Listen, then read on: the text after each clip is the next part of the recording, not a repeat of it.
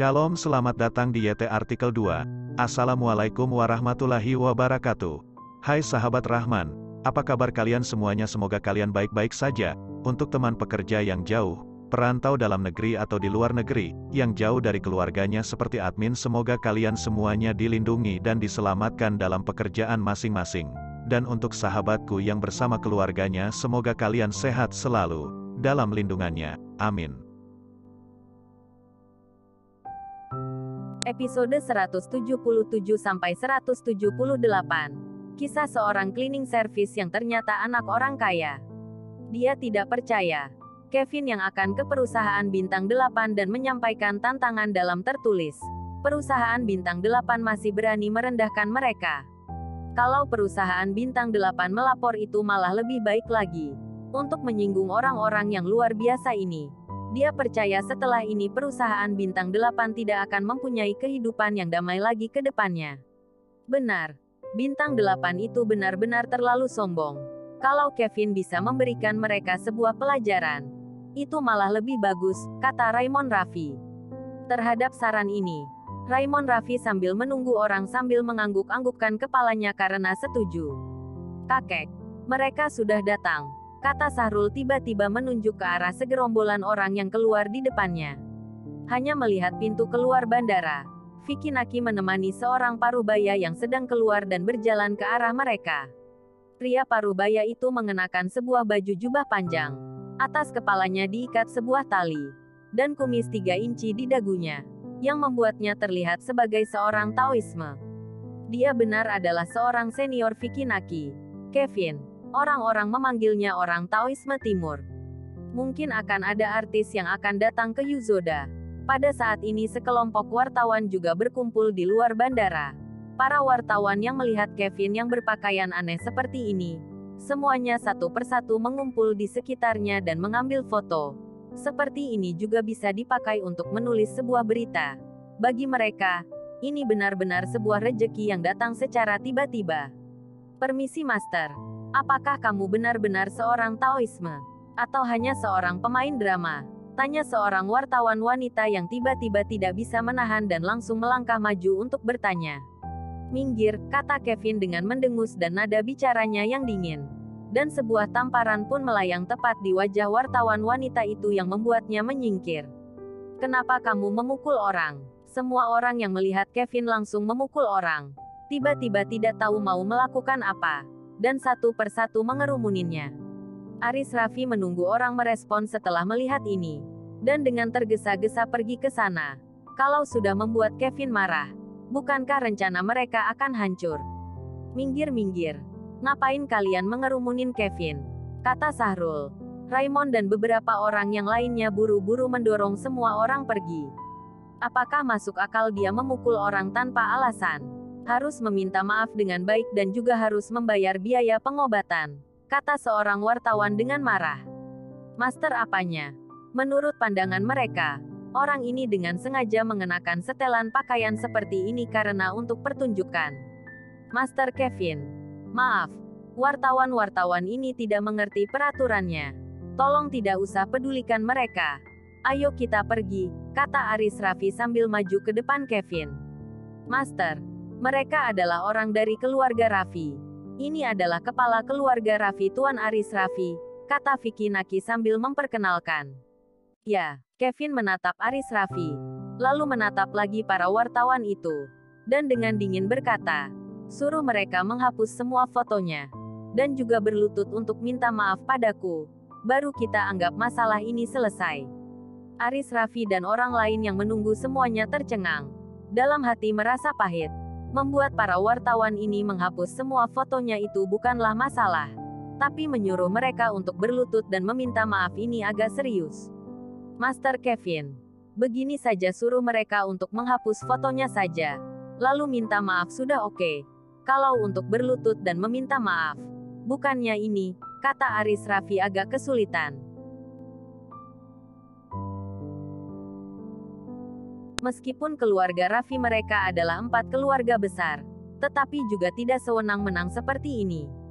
Kalau hari ini benar-benar harus memaksa para wartawan ini untuk berlutut minta maaf, Kalau begitu semua koran besok pasti akan melaporkan kebencian keluarga Raffi. Di era ledakan informasi internet, banyak hal menyebar dengan cepat. Dan juga bukan sesuatu yang ingin kamu blokir dan langsung bisa kamu blokir dengan mudah biar selesai. Kecuali dirilis secara resmi. Tapi hal semacam ini apakah bisa dirilis secara resmi? Mungkin hanya akan memberikan lawan sebuah kesempatan. Dan membuat masalah ini menjadi masalah yang lebih besar. Sehingga mereka keluarga Raffi tidak bisa menerima hasilnya. Keluarga Raffi, kalian boleh tidak usah ikut campur mengurusi masalah ini. Biar aku sendiri saja yang menyelesaikannya. Tapi mulai hari ini kita juga tidak ada hubungan apapun lagi, kata Kevin sambil mendengus dingin. Aris, Raffi dan orang yang lainnya terkejut. Ini adalah pemaksaan yang mengharuskan keluarga Raffi mereka untuk mengurus masalah ini. Ada apa ini? Apa yang kalian lakukan dengan berkumpul di sini? Tepat pada saat ini, Satpam di bandara dengan cepat datang dan bertanya sambil mengerutkan keningnya. Pak Polisi, Master Taoisme ini tanpa perlahan-lahan dan tanpa alasan menyakiti orang dan tidak minta maaf. Kita hanya bertanya kepadanya kenapa dia memukul orang. Tidak disangka dia malah ingin menyuruh kita untuk berlutut dan meminta maaf. Apakah masih punya hukum? Iya benar. Menurut aku dia adalah seorang Master Taoisme yang datang untuk menipu orang dengan kebohongannya. Dia datang ke Yuzoda. Pasti tidak memiliki niat yang baik. Benar-benar. Beberapa waktu yang lalu bukannya dengar-dengar ada orang yang seperti penyihir yang sedang meracuni orang biasa yang tidak tahu apa-apa untuk melakukan latihan asketisme. Tidak makan tidak minum. Dan menjadi seorang yang abadi. Menurut aku sepertinya tampaknya mereka inilah orangnya. Melihat polisi bandara yang sudah datang, semua para wartawan tiba-tiba banyak yang merasa lega. Dan satu persatu menunjuk dan menuduh Kevin. Aku adalah Sahrul Raffi. Ayahku bernama Temon. Master Kevin ini adalah tamu terhormat keluarga Raffi kami.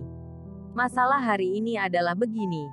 Para wartawan ini sembarangan mengambil foto, lalu membuat marah Master Kevin. Master Kevin meminta mereka untuk menghapus fotonya. Tetapi mereka tidak mau menghapusnya. Terlebih lagi mereka mengatakan sesuatu yang mengancam Master Kevin. Jadi sekarang Master Kevin ingin mereka meminta maaf, kata Sahrul Raffi kepada polisi. Lanjut ke episode berikutnya. Episode 178. Para polisi yang mendengar perkenalan diri dari Sahrul. Dalam hati mereka semua terkejut. Mereka tidak bisa menangani masalah ini. Jangankan mereka. Anggap saja pemimpin mereka yang datang, pemimpinnya juga pasti harus menjaga sedikit perasaan keluarga Raffi. Mereka juga tahu para wartawan ini memfoto sembarangan sudah menjadi hal yang biasa. Tapi ada juga beberapa orang yang benar-benar tidak menyukainya. Dan juga tidak mendapatkan izin dari orang tersebut. Kamu langsung memfotonya. Juga termasuk melanggar hak orang lain. Berpikir seperti ini. Di dalam pikiran para polisi tiba-tiba memiliki saran untuk menyelesaikan masalah ini.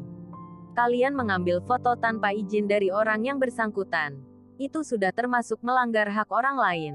Masalah ini kalian harus menyelesaikannya dengan melakukan apa yang disuruh orang itu, kata polisi kepada para wartawan. Mendengar perkataan polisi, para wartawan semuanya tiba-tiba lemas terkulai. Semuanya tidak ada yang berbicara lagi. Tetapi wartawan wanita yang dipukul itu bahkan tidak bisa melakukan apa-apa lagi. Kita bisa menghapus fotonya. Tapi atas dasar apa dia harus memukul orang? Tanya wartawan wanita, yang saat ini di wajahnya masih ada beberapa bekas jari tangan. Plak, baru saja wartawan wanita itu berhenti berbicara. Vicky Naki langsung memberikan tamparan padanya. Semua orang terkejut. Di depan polisi saja berani memukul orang. Ini benar-benar sangat keterlaluan. Semua keluarga Raffi hanya bisa tersenyum pahit.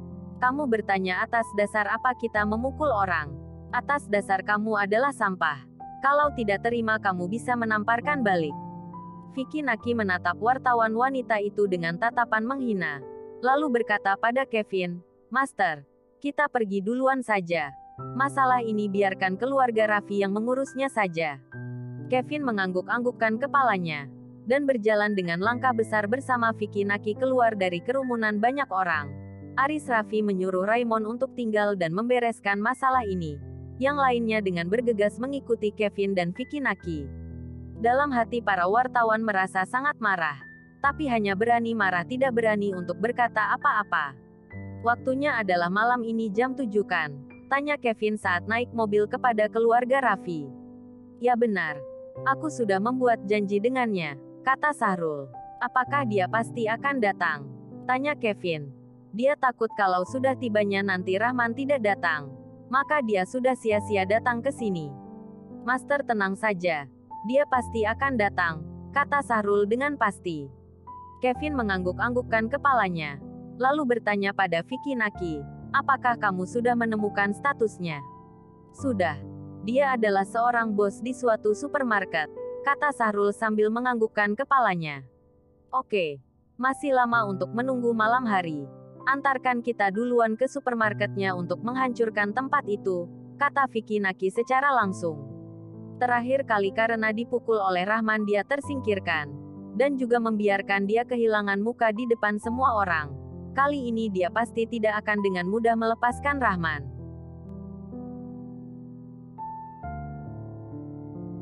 Hari ini dia tidak hanya ingin menghancurkan supermarket Rahman. Malam hari ini dia malah ingin mematahkan kedua kaki Rahman. Membuatnya menjadi seorang yang tidak berguna. Kalau tidak dia sangat susah untuk melepaskannya. Sorotan mata Sahrul berbinar-binar. Beberapa hari yang lalu dia memang sudah sangat ingin pergi untuk melakukan sesuatu pada supermarketnya Rahman. Hanya saja tidak ada waktu. Tidak disangka Vicky Naki tiba-tiba langsung berbicara seperti itu. Kebetulan sekali cocok dengan niat di dalam hatinya. Baiklah.